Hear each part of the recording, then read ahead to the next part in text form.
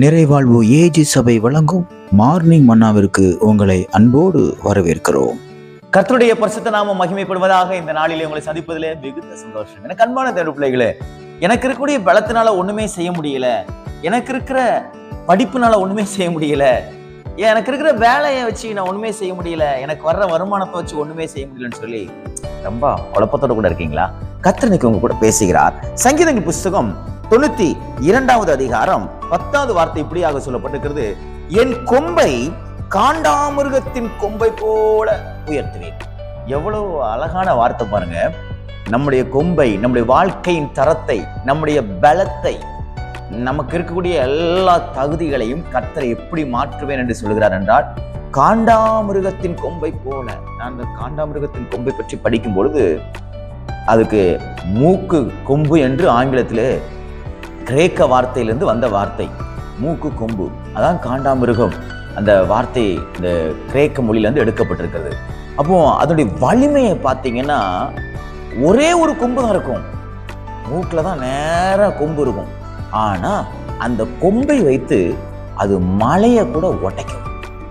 அவ்வளவு பலம் பார்த்தீங்களா? கொம்பை வச்சு மலையை கூட உடைக்கக்கூடிய அவ்வளவு பலன் அந்த காண்டாமிருகத்துடைய கொம்புக்கு இருக்குது. அப்படின்னா தேவனிடத்துல தாவீது ஜெபிக்கும் போது சொல்றாரு, நான் உன்னை காண்டாமிருகத்தின் கொம்பை போல உயர்த்துவேன். அப்படின்னா எந்த காரியத்தை செய்ய முடியாதுன்னு நமக்கு முன்னாடி கடினமா இருக்குதோ அதை உங்க மூலமா கர்த்தர் உடைப்பார். எது உங்களால முடியலன்னு சொல்றீங்களோ அதை இந்த நாளிலே கர்த்தர் செய்ய வைப்பார். ஜெபிக்க முடியலங்கிறீங்களா? கர்த்தர் ஜெபிக்க வைப்பார். என்னால் பரிசுத்தமாய் வாழ முடியலங்கிறீங்களா? கர்த்தர் பரிசுத்தமாய் வாழ வைப்பார். எனக்காக நான் ஒரு காரியத்தையும் சேர்த்து வைக்க முடியல, எதிர்காலத்துக்குரிய நன்மைகளை செய்ய முடியல, அதை சேர்த்து வைக்க உங்களுக்கு உதவி செய்வார். எனக்கு ஞானம் இல்லை, கர்த்தர் ஞானத்தை இன்னைக்கு உங்களுக்கு தருவார். சில காரியங்களை என்னால் திறமையா செய்ய முடியல, எனக்கு திறமை இல்லை, கர்த்தர் அந்த திறமையை கொடுத்து உங்களை ஜெயிக்க வைப்பார். எனக்கு அன்பான தேவ பிள்ளைகளே, இந்த நாட்கள்ல எதையெல்லாம் முடியாம உங்களுக்கு முன்னாடி ஒரு பெரிய பிரம்மாண்டமா நின்று கொண்டிருக்கிறதோ அந்த காரியத்தை உங்களை கொண்டே கர்த்தர் உடைப்பேன்கிறாரு. அப்படிப்பட்ட உயர்வுக்கு நேராக காண்டாமிருகத்துடைய கொம்பை பார்த்தா எல்லா மிருகங்களும் பயந்து ஓடுமா. அப்படி ஒரு பயத்தை ஏற்படுத்தக்கூடிய ஒரு கொம்பு.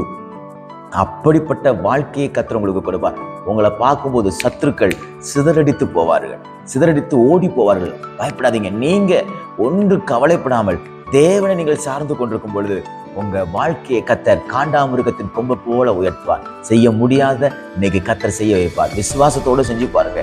போக வேண்டிய காரியங்களெல்லாம் தோல்வியா இருக்கக்கூடிய காரியத்தை எல்லாம் இன்னைக்கு நீங்க ஆரம்பிச்சு பாருங்க. இதெல்லாம் தோல்வியா முடிஞ்சதோ அதை கர்த்தர் இன்னைக்கு ஜெயமாக மாற்ற உண்மை உள்ளவராக இருக்கிறார். உங்களால கூடாத காரியம் ஒன்றுமே இல்லை. வேதம் சொல்லுகிறது, நீ விசுவாசித்தால் தேவனுடைய மகிமையை காண்பாய். இன்னைக்கு விசுவாசத்தோட செல்லுங்கள். இன்னைக்கு கர்த்தர் காண்டாமிருகத்தின் கொம்பை போல உங்களை உயர்த்தி பாதுகாத்து ஆசீர்வதிப்பாராக. God bless you.